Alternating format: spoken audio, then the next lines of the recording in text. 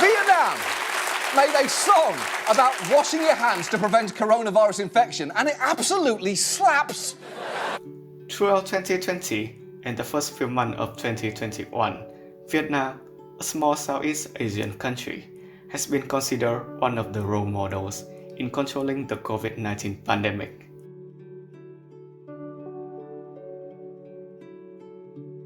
Vietnam reported nearly 1,500 total COVID cases in 2020, with only 35 deaths. This means an infection rate of only 14.9 cases per million, the fifth lowest globally.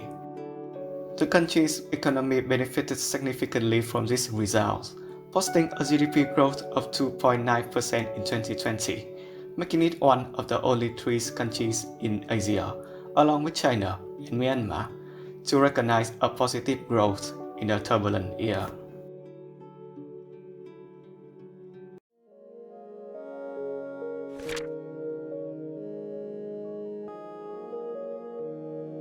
In August 2021, Vietnam reported over 300,000 new COVID-19 cases. It also reported the highest number of daily new cases ever, of more than 17,000 new cases in this period.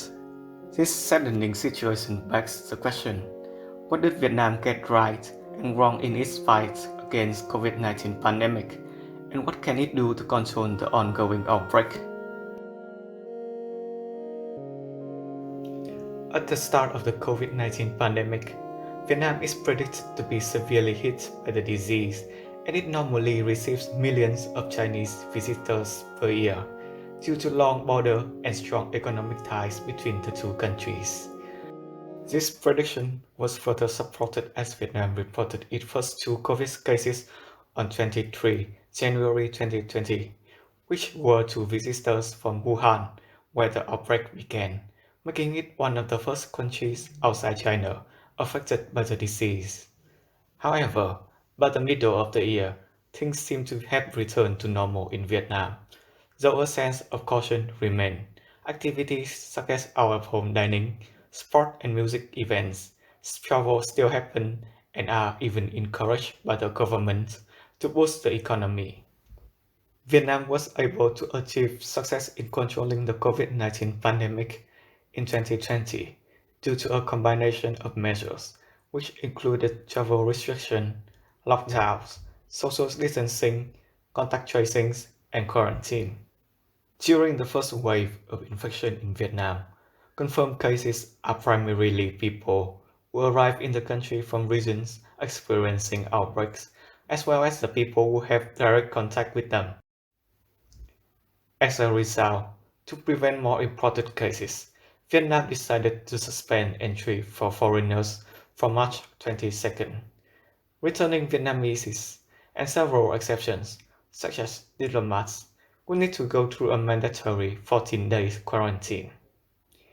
Immediate lockdown of infected areas and social distancing are two measures also effectively used by the local government to contain the spread of the disease.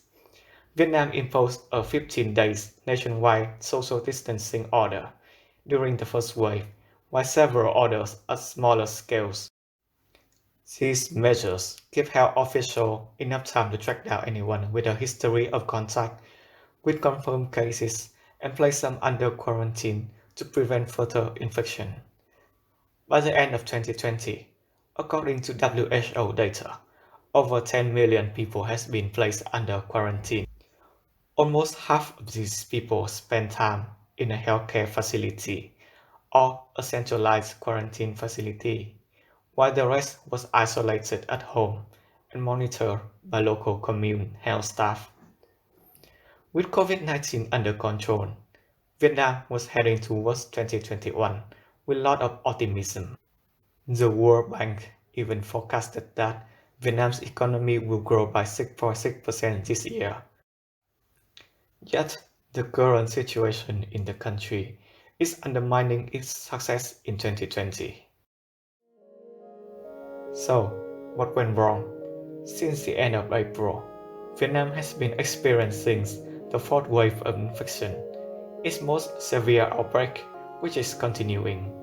The entire southern region, with a population of 35 million, though has been locked down since mid-July, still reports thousands of cases per day. The central government eventually had to mobilize 10,000 military troops to the city to enforce the lockdown and have distributed food supplies to local citizens. At the same time, new clusters of community cases still pop up in Hanoi, the capital city, despite a similar lockdown has been implemented, and a mass testing effort to detect and filter out the infected. On a national scale, Vietnam is seeing more than 10,000 new cases each day. The total amount of deaths also topped 17,000, with a mortality rate of 2.4%, higher than the global average of 2.1%. These are numbers even the most skeptical ones wouldn't have thought of when looking at the country's figure 1 year prior. The reasons behind this upsetting situation are the emergence of the new Delta variant, the slow vaccination speed, and the lack of a comprehensive healthcare infrastructure. The Delta variant has been identified as a dominant variant of this wave in Vietnam. The Delta variant is known to have a higher infection rate, which leads to a higher number of cases among those with direct and indirect contact with a detected case. As a result, it is becoming more difficult, almost impossible to fully trace and isolate them from the community, thus reducing the effectiveness of this measure in comparison with previous waves. However, the threat posed by the Delta variant could have been mitigated had the country not missed a golden opportunity to speed up vaccination efforts sooner during periods that the epidemic was controlled. Vietnam only started vaccination activities on March 8, 2021, more than a year since the first reported case. To put things in perspective, the US has begun its vaccination program on December 14, 2020, while in Singapore, the program started on December 30, 2020. China even began its mass vaccination program in July 2020. Furthermore, the vaccination program of Vietnam was sluggish for several months. By the end of June 2021, nearly 3 months into the program, Vietnam has only administered nearly 4 million vaccine doses, when most of the people received only a single shot. It was not until July 10 that a nationwide campaign was kicked off by the Prime Minister with the clear target of administering 150 million doses to 75 million Vietnamese by the end of 2021 and early 2022. Since then, the vaccination speed has picked up. In July and August, Vietnam administered an additional 16 million doses. In total, by the end of August, the country has administered 20 million doses to 17 million. This means that only 17.7% of Vietnamese have received at least one shot, and 2.7% have been fully vaccinated with 2 shots. In comparison, Cambodia, a neighboring country of Vietnam, which started its vaccination program on February 9th, had administered more than 19 million doses by the same date. The rate of people who have received at least one dose in Cambodia was 65.5%, and people who are fully vaccinated was 51.7%, both of which significantly higher than Vietnam. It is worth mentioning that one of the key factors that allowed Cambodia to implement a successful vaccination program was its willingness to receive the vaccine from China, which has supplied it with 24.3 million doses out of 27 million doses that it had received until now. In contrast, Vietnam, a country where anti-China sentiment runs strong, has only received 1.5 million doses from China. Finally, an aspect that many tend to overlook is that Vietnam lacks proper healthcare infrastructure to battle a large-scale pandemic. Before the recent outbreak, there was no national digital health record to monitor the health status of people in the country. A preliminary solution developed by the military-owned Viettel was just rolled out recently in July as the country faced the dire need of a solution to manage its vaccination program. Currently, the consumer app version of it lets people register for COVID-19 vaccination, make health declarations, and receive information on time and venue for the vaccination online. Once they got the shot, they will also receive a QR code as proof of vaccination. However, the underlying database infrastructure remains fragmented.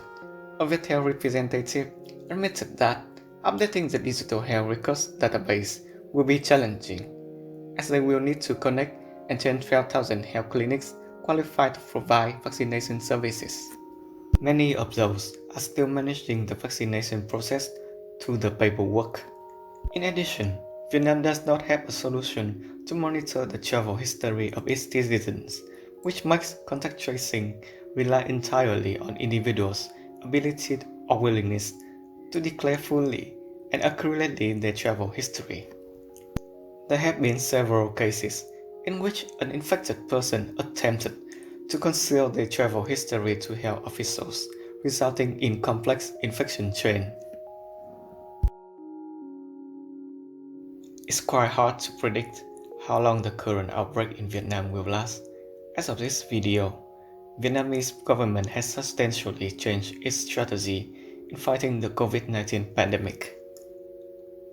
Hanoi and the southern region are still under a social distancing order, and mass testing is being conducted to detect all the infected people. It has also put greater emphasis on vaccination and embarked on a vaccine diplomacy approach, in which it will seek cooperation with other countries on vaccine acquisition, production, and distribution.